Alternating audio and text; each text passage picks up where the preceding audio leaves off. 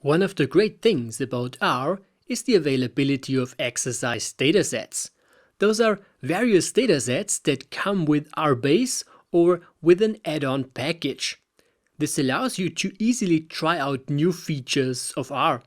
It also makes sure that you can communicate a problem to a global R user community with the same dataset. On your path to R mastery, you will encounter many code examples using those exact datasets like empty cars and iris. I would highly recommend to get familiar with at least those two datasets. Now, in this video, I will show you where those datasets are, how you can access them, how you can make yourself familiar with those datasets, how to manipulate them, and while we are already working with data frames mainly, I will also show you the basics about working with those data frames. To even get a list, you could check out the package Datasets. This is where all the R-based datasets are located. All the famous ones and most of the ones I use in my tutorials are housed in this package. If we check this one out, we can get an alphabetic list of the datasets available.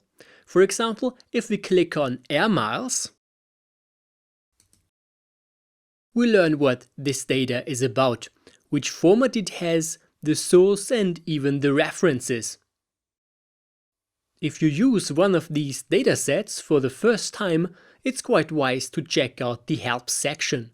Variables including the dimensions are well explained here.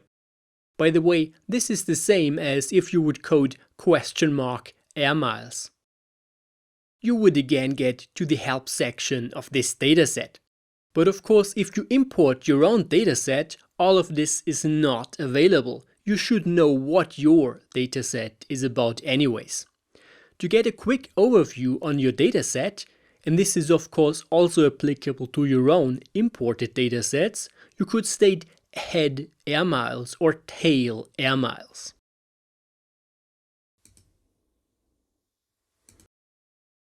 This gives you the first and last 6 rows of observations. This is important to at least know how many variables there are, what the dimensions are, and you also get an idea about the class of each variable. Again, this is a quick way so that you do not need to print out the whole dataset, which can slow down your work drastically if you have several thousand observations to work with. Another way in how to orient yourself on new data is the summary function.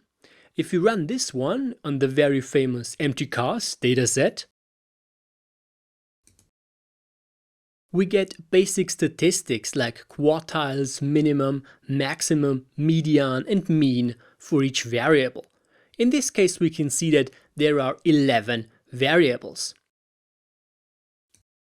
You could also plot a dataset to get a first impression. In this case, since there are 11 variables, we get a scatterplot matrix, which is not that helpful. There are too many plots as to be able to see clearly any patterns. If you have only one variable in your dataset, like in a simple time series data, you could also use a histogram. In this case, let's try the hist command of RBase to get an idea about the distribution of the air miles time series data. In this case, we would quickly learn that the most observations are in the first bin between 0 and 5,000 miles. I would say that visual impressions are a valuable source for insight into your data. RBase has the functions plot and hist, which can be tweaked to get a quick impression on nearly any data out there. While we are already talking about those pre-installed R datasets, let's also take a look at working with those datasets, especially with data frames like empty cars. Let's recall the empty cars dataset by calling head empty cars, so that we see the variables that are in the data frame.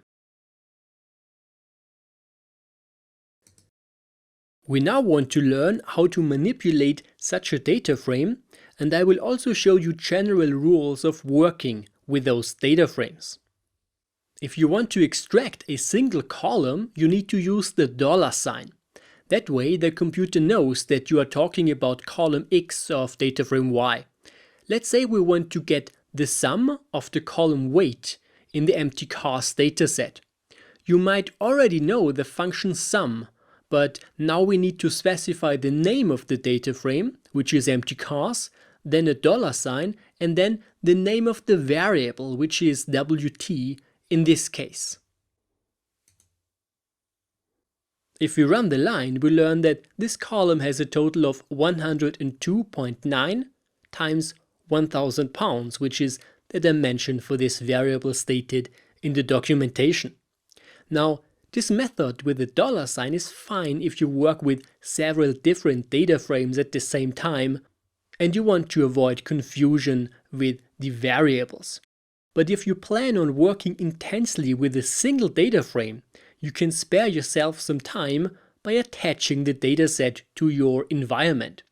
That way, R knows which data frame a given variable belongs to.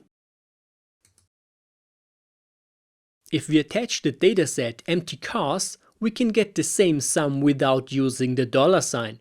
We can just state the variable name, and now R automatically connects this call with the empty cars dataset. Again, this is useful if you have one main data frame.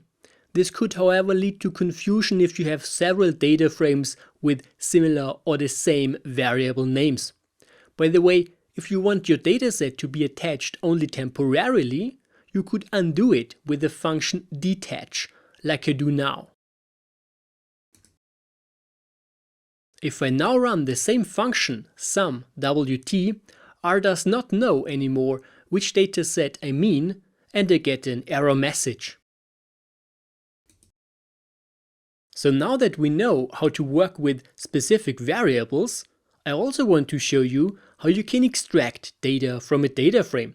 Like with all manipulations based on index positions, we need the box brackets for that.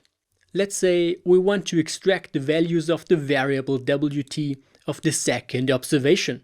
From the head of the data, we know that WT is the variable number 6. Therefore, we code the name of the dataset, empty cars, then the box brackets. At first we state the position of the row and then the position of the variable. That way we can extract very specific info from our dataset.